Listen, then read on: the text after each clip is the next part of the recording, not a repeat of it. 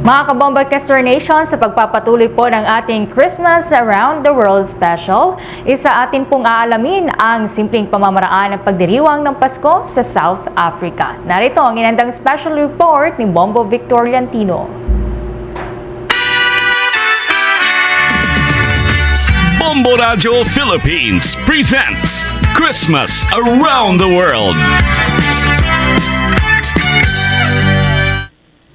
Habang maraming bansa ang nagdiriwang ng Pasko sa gitna ng lamig at niebe, kakaibang selebrasyon ng Pasko sa South Africa. Sa ilalim ng matinding init ng tag-araw, sama-samang ipinagdiriwang ng mga lokal doon ang Kapaskuhan sa pamamagitan ng kanilang mga pamilya, pananampalataya at pagbibigayan. Narito ang aking inihandang Christmas Around the World Special Report.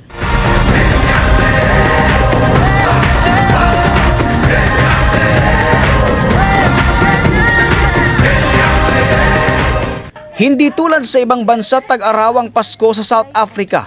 Mataas ang temperatura tuwing buwan ng Disyembre, kaya naman karamihan sa mga selebrasyon ay ginaganap sa labas ng kani-kanilang mga tahanan. Ayon kay Glory Espiritu, isang Pinay na matagal nang naninirahan sa South Africa, ibang-iba pa rin ang spirit ng Pasko sa Pilipinas kumpara doon. Hindi aniya katulad sa Pilipinas na pagsapit pa lamang ng buwan ng Setyembre o bare months ay ramdam na ang diwa ng Pasko. Sa kabila nito ay hindi rin nawawala sa kanilang mga Pinoy doon ang excitement sa pagdiriwang nito. Hindi lahat ng bahay or di ba dyan sa atin maraming mga decoration ng mga Christmas light, dito wala. Pero meron akong mga nakita din na isang, let's say sa 10 bahay o 15 houses, isa lang yung merong na decoration na Christmas light. Ganon. Kaya parang hindi mo ma-feel yung saya, ganon. Tas walang mga parol, mga Christmas light lang na, tas may mga antag dito, yung mga Santa Claus na Christmas light, hinuhugisan nila. Parang dyan din sa atin. Tas meron ditong, kapag ka December na nag-o-open, yung garden light na light garden na tinatawag, na pwede kang magpasyal-pasyal doon. Tapos meron ding mga ibang lugar na may dinadala yung mga bata. Sa South Africa, maraming pamilya ang nagtitipon sa mga parke, bakuran at tabing dagat upang magsalo-salo tuwing Pasko.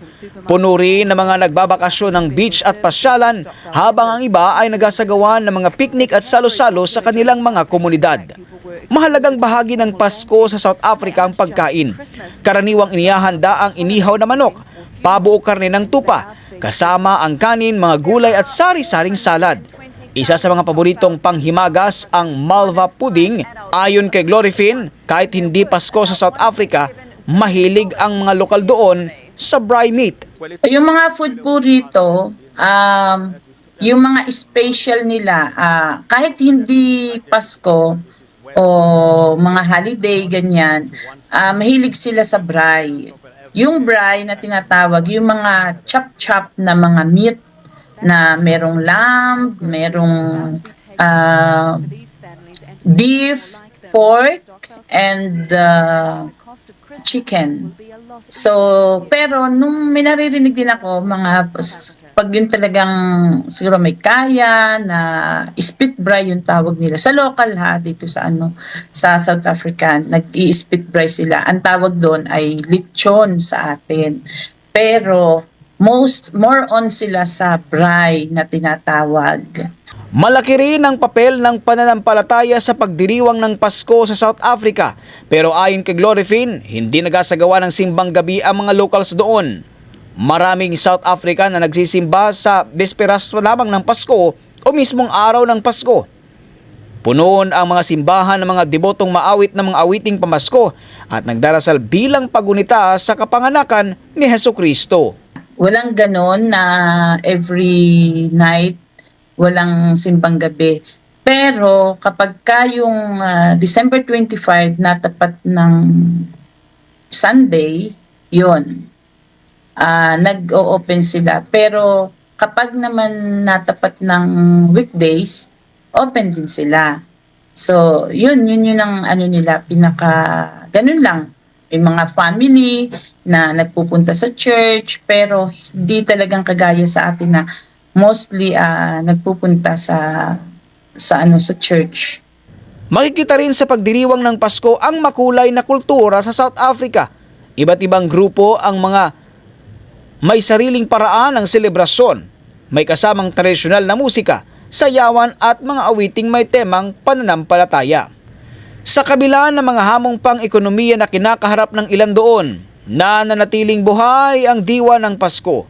Ang mahalaga para sa marami ay ang pagsasama-sama, pagkakaisa at pag-asa.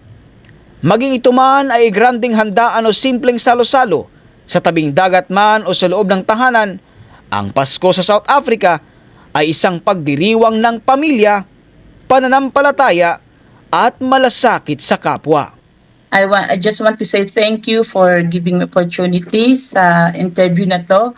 At binabati ko po ang aking mga mahal sa buhay, mga anak kong, 3 kong anak sa Pilipinas, si John Harvey de la Cruz at si Aaron Paul de la Cruz at saka si Gail or Joanna de la Cruz. Merry Christmas mga anak.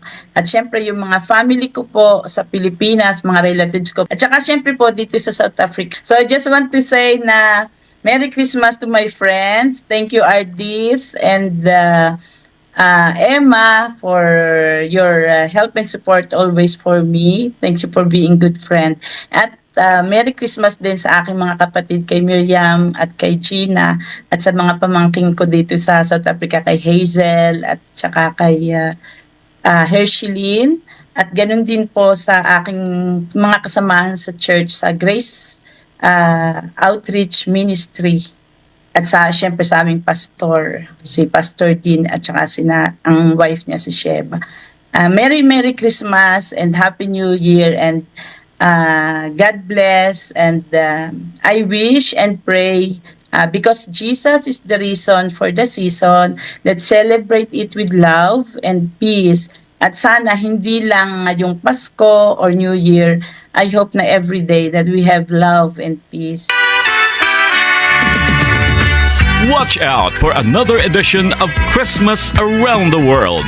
Various celebration of Christmas by different countries. Only heard and seen at Bombo Radio Philippines.